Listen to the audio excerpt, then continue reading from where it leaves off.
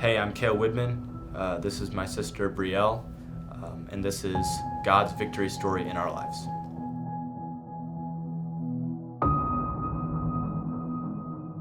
Five years ago this month, when I was 9.5 years old, my immune system decided to turn on me. I developed an autoimmune disease called autoimmune encephalomyelitis and stiff person syndrome. My parents said that they were daily watching processes and abilities shut down in me, and by about 25 days into this, all that was left was my function of my vital organs. You can imagine this was a very hard time for my family. I remember that my brothers and I were FaceTiming my dad, and we asked the question, how's Brielle doing?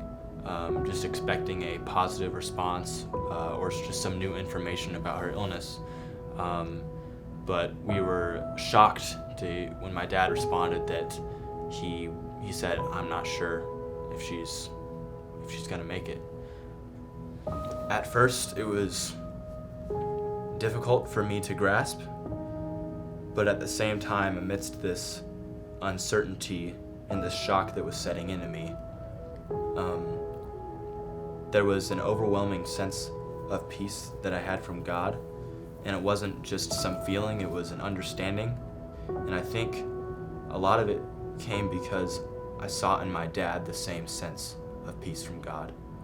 Yes, he was flustered, overwhelmed, stressed, uncertain, but at the same time, he knew that he was in God's hands and that this whole situation was in God's hands. Most of the time when people think of God's victory, it might be some event or some miracle that happened in one moment, but in this case, and in many other cases, God's victory shows through a process of healing and provision and His presence, really. After 3 years of endless doctors, treatments, and therapies, I got to remission, and I have been in remission for 3 years now, and my family and I are very thankful for where God has put me today.